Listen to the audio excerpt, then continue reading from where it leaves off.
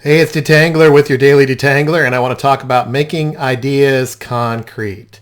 Have you ever talked to a catalyst and he's like, hey, we need to make that more concrete. We need to make it concrete. We need to make it concrete.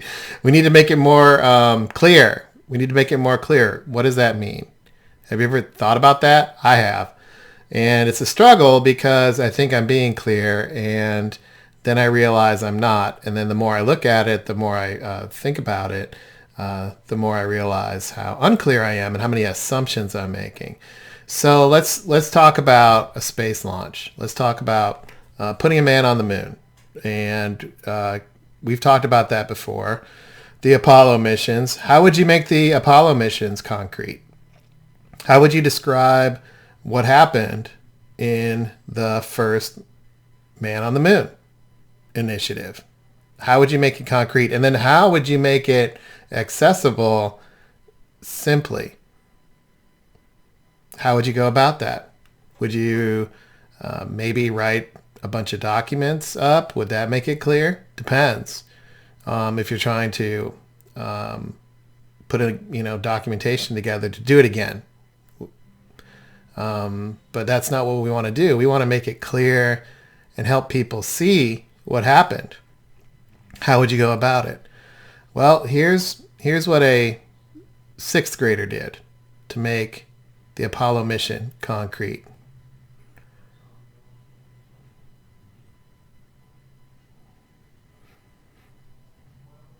What do you think?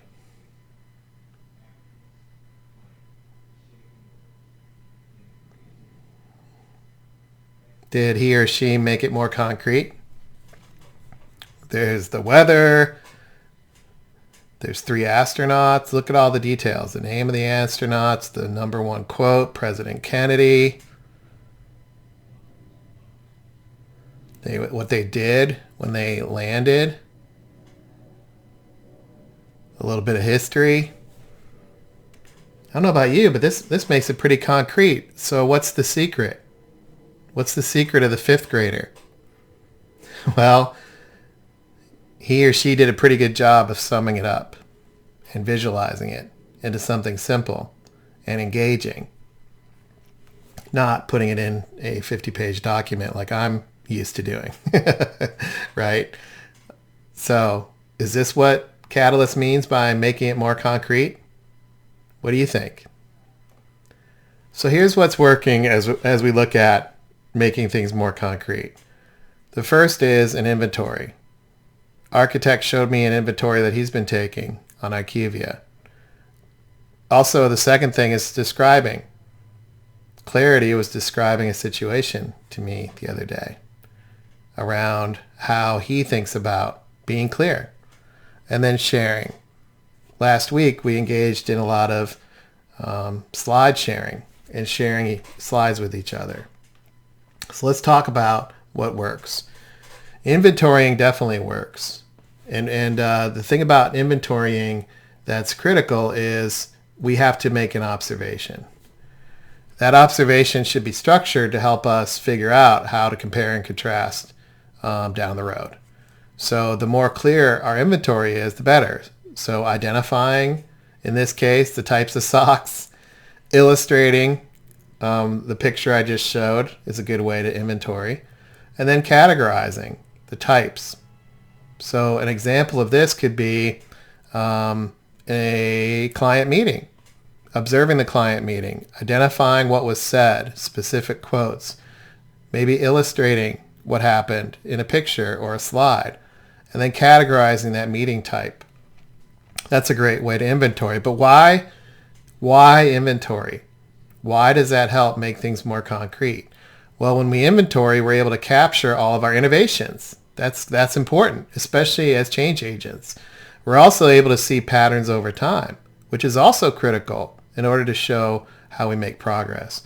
Also, more importantly, the more people that are inventorying, the more perspectives we can gather, which I think is critical, especially since we do so much cross-functional work. Those perspectives are critical. And when we do that and we take that inventory, what does that allow us to do? Well, it allows us, and this is, I think, really important, to me, it allows us to differentiate. It allows us to communicate how our value is different simply by documenting what happened. Because we're driving such transformational change, inventorying allows us to categorize and document how we're different. And that helps us in a lot of different ways. So that's the key of inventorying. What also works to make things concrete? Well, describing. When we take a moment to describe and we put the effort into describing to make things clear, it helps translate what happened to those who weren't there. Well, what do we do to actually describe? Well, Catalyst does a really good job when he sends out the emails that he sends of the call recordings. He summarizes what happens, so the summary is important for context. He compares what's happened on previous calls with the call that's happening now.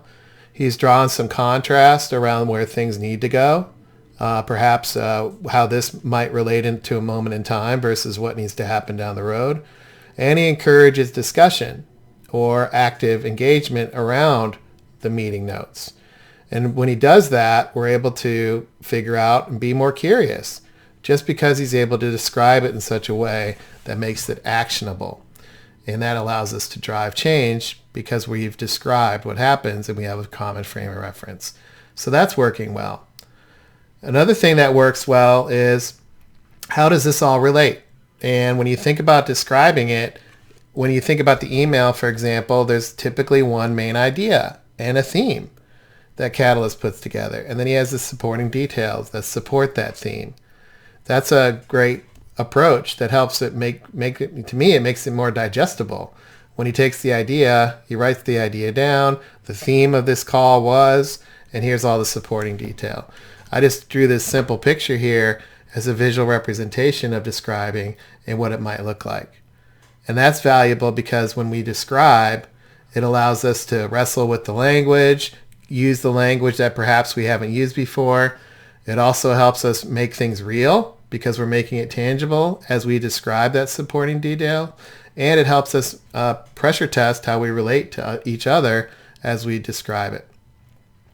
The third thing that's working well is sharing. We share a lot. We share through videos. We share through daily touch points. We share through conversations and text with each other. But what's the purpose of all that sharing? Well, in this case, in what we're doing to drive change, we want to create some space and we want to dissect and we want to help clarity emerge. We also want to show our progress. So we share to show progress and we share to wrestle with things because of the newness of what we're doing.